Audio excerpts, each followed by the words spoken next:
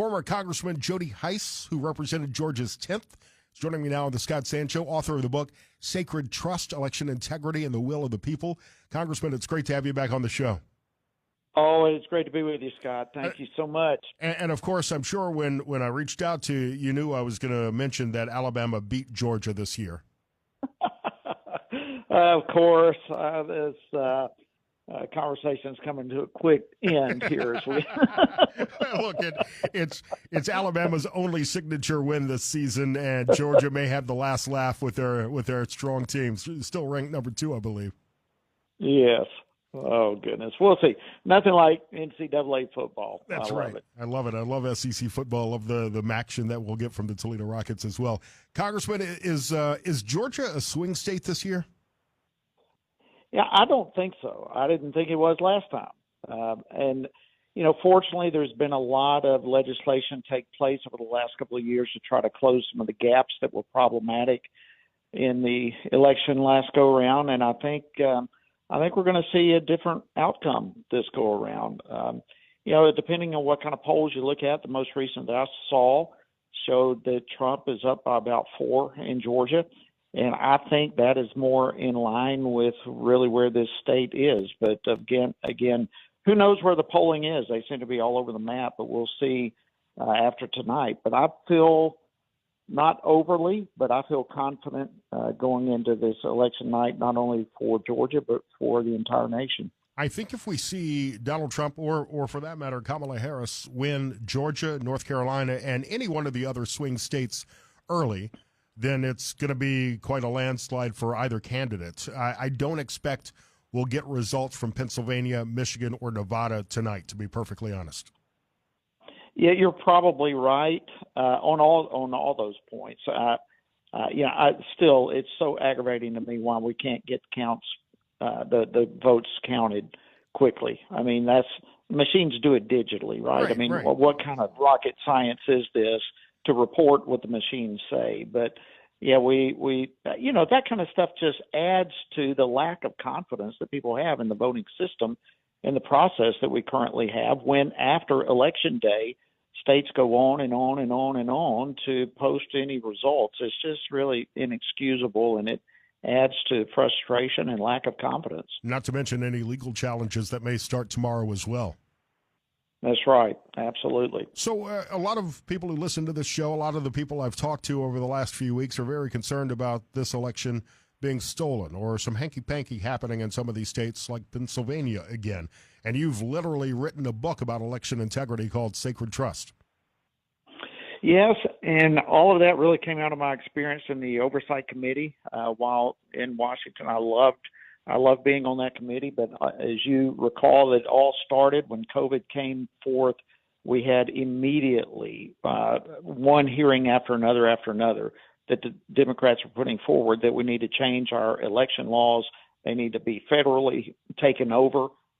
And, one thing led to another while the rest of the country was wondering, what in the world does COVID mean? What are we going to experience? They were full court press on changing election laws. And as a result, we had multiple states do so, most of the time unilateral decisions by a Secretary of State or someone rather than the state legislatures. But laws were changed and processes were changed and elections as a result were changed, and it was a chaotic outcome. And so the book Sacred Trust, Election Integrity, and the Will of the People really came out of that experience on the Oversight Committee.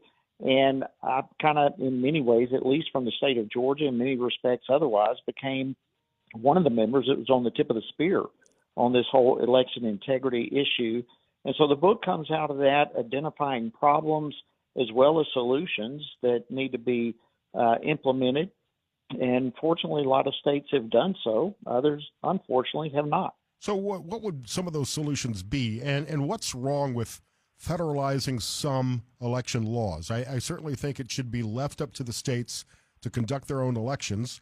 But something like a federal voter ID law would be a good thing, right? Yeah, I think those type of things can take place on the federal level. The voter ID law, cleaning up the voter rolls, non-citizens should not be voting and there should be a clear pathway to prevent that from happening. Those type of things are obvious, and I think perhaps there's a place for the federal government to at least set some parameters to say states must do the following, but then the process in specifics is left to the states, and rightfully so. What we don't want or need is the federal government and the bureaucracy, and who knows what problems could arise if the federal government is overseeing the outcome of elections. And our founders were wise enough to get it out of a centralized location and put it into the hands of the individual states, and that's where it belongs. But yeah, there are certain parameters that I would not be opposed to, like as you mentioned, the ID, photo ID. That kind of thing just makes sense. Clean voter rolls, that makes sense. A standard on when a state can accept an absentee ballot. Absentee ballots. There's one state when they must be counted. Yeah, there's one state, I forget which state it is, that announced that they would accept ballots up to 7 days after the election. Yeah, like how can you do that? The election is over.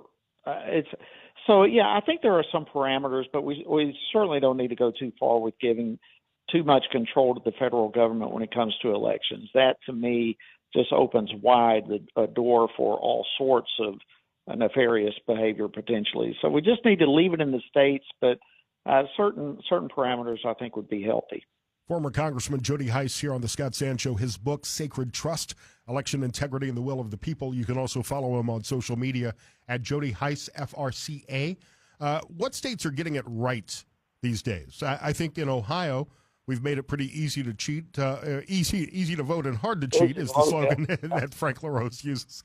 I think Michigan has gotten better, but I'm concerned still about states like Pennsylvania. Yeah, as you look across the board, as you could well imagine, I think for the most part, your red states have taken steps to try to ensure election integrity. You've got some other states that have absolutely embraced all the horrible things that came about through COVID. California, Washington, Oregon. There's a host of states that, some of these states you can't even vote in person. There are no precincts. The only way you can vote is by mail in. And how do you ensure who voted? And there are some states that are not turning anyone away for any reason. That's right. And so how can that be? Those kinds of things I think are just horrible, and those are the type of things that need to be adjusted. And frankly, the SAVE Act, which the House passed several months ago, would have dealt with several of those things, but unfortunately it went nowhere in the Senate, as you would kind of expect from Chuck Schumer. But these are just some common sense type issues that I think should not be problematic for anyone, and quite frankly, for the average American, they're not problematic. Prove your citizenship. That's the law. It's basic. Prove that you're a citizen. Why is that difficult? Why is it a difficult thing to think about cleaning voter rolls when people move out of the state or they die or whatever the case may be? To clean the voter rolls. These type of things should just be common sense, and yet on every front you see individuals like Chuck Schumer or whomever unwilling to even bring these common sense measures up for a vote, which makes you conclude they don't want election integrity. So how much faith do you put in the results we'll hear tonight or at some point this week in the 2024 election? I'm going into this with some much more confidence, I'll put it that way, than I had before. Of course, it all depends on what the circumstance is. I certainly would reserve my right to opinion to whatever problem potentially arises. And, let's deal with it one at a time. But that being said, I am feeling better about this tonight. I think a lot of states, and if for no other reason, even if states have not done a good job in changing laws, we have tons of poll workers, people who are watching, people who are engaged like never before. And just by virtue of having more boots on the ground and more eyes watching, just makes it a little more difficult, as you said, more difficult to to cheat and so forth. And so I feel better overall where we are. And so I'm putting, just all things being equal, I'm putting a lot more confidence on the outcome tonight than where we were a couple of years ago. There's also a crap ton of lawyers deployed, which is a technical term, Absolutely. by the way, Congressman. A lot of lawyers may be able to buy a new car after tonight, I'm sure. I'm sure they will. Many, many billable hours before we know the true outcome of this election, I'm afraid. The book is Sacred Trust, Election Integrity and the Will of the People. Congressman Jody Hice on Twitter, at Jody Hice, FRCA.